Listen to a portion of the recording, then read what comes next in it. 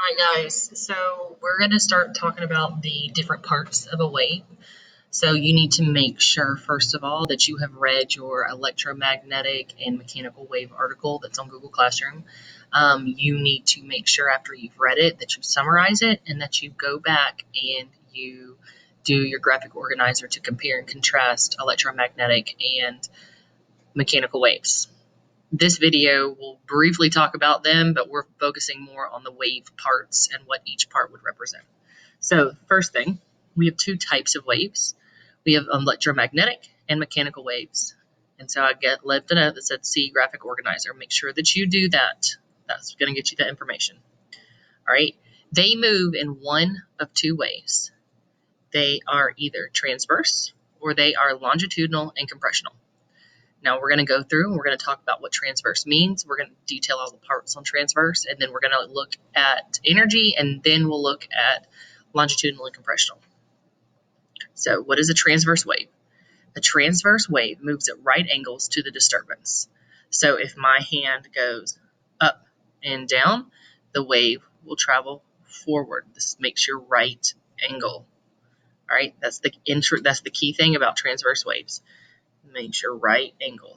So I'm moving here, the wave is moving forward. Examples of these include water waves, rope waves, and electromagnetic waves. Notice, water waves and rope waves are both mechanical waves. Electromagnetic are not. I'm just talking about what they look like and how they move. So this is a transverse wave. It goes up and down and up and down and up and down. It's your normal looking wave. We have several parts that we're going to talk about.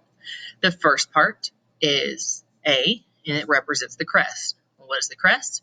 It is the top or the highest point of the wave.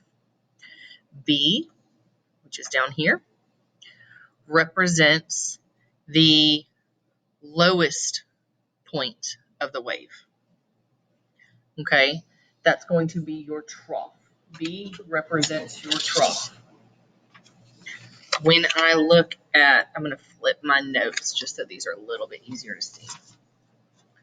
When I look at C, C shows me the rest position, which is where the wave would be without a disturbance. So for example, say I jump into a pool of water, I do a cannonball with no disturbance, that water would be here. But if you do a cannonball, it goes up and it goes down. So C is representing your rest position or your normal. So it's where the median would be if there was no disturbance. D is from the rest position up to the crest, or from the rest position down to the trough. And that represents your amplitude. So your amplitude is always from rest position to crest or rest position to trough. The last one that we have labeled on here would be E, and that is your wavelength. Now, your wavelength is the distance between two corresponding parts of a wave. For example, I go from crest to crest, or I can get wavelength by going from trough to trough. So any two of the same parts. Now, I can't say that my wavelength is from right here all the way to here because I missed a trough. So trough to the very next trough. All right, another word we discussed was the frequency.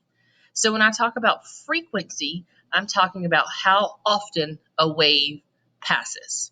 Okay, so if a wave passes a lot, it's going to have a high frequency. If it doesn't pass a lot, it's going to have a low frequency. Now, frequency and wavelength are related.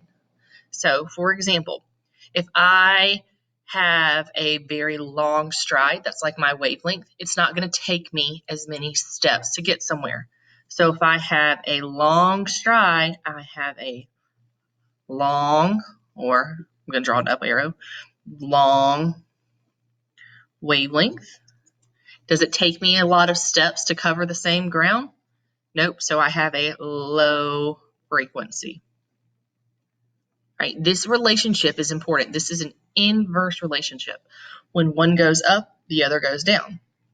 Flip side of that, if I have a short wavelength, which means I have a low number, Does it take me a lot of steps to get there, to get somewhere? Yeah, it does. So if I compare me to like my 4-year-old, I'm going to take way more steps and not as many of them to get to the same spot. All right, so that sums up the transverse wave.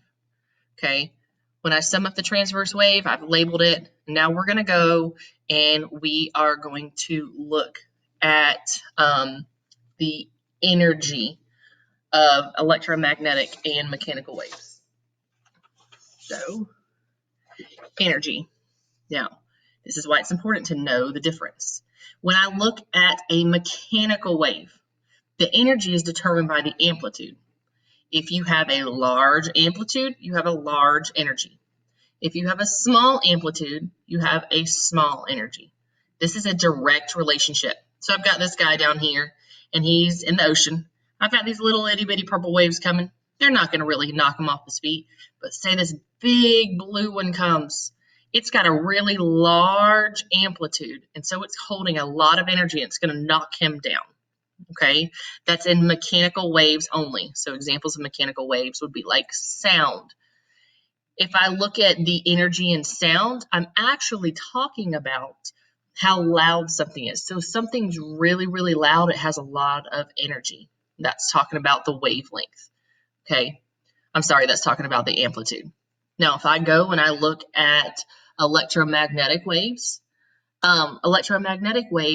energy depends on how their wavelength looks and their frequency. So if I've got something like radio waves, for example, radio waves kind of look like this. It has a large wavelength, okay? It's long, but it has a low frequency, meaning it has a very low energy. And then if I were to look at like gamma rays look like this. Their wavelength is really short. Now, I'm not talking about their amplitude. I could even draw it so it has the same. Okay. They have a short wavelength, so the distance between crest to crest is really, really low, which means they have a high frequency. Look, this was only one wave. This is a ton of waves, so they have a large energy. Okay.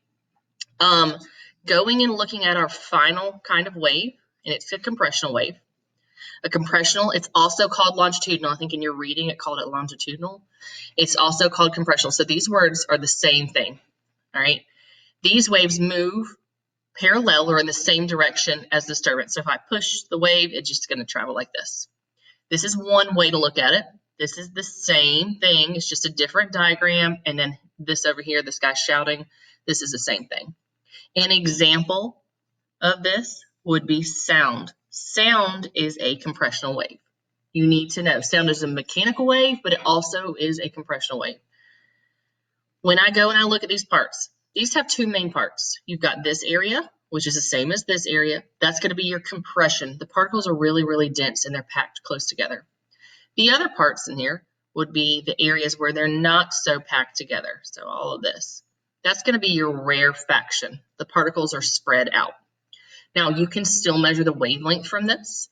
And when I measure the wavelength, I'm going from corresponding part to corresponding part. So either compression to compression or rarefaction to rarefaction. All right, so that basically sums up all the different parts of a wave. Make sure that you go and you copy the notes. I'm going to take a picture and just upload the picture to Google Classroom. But if you need help, go back and watch the video or ask any questions.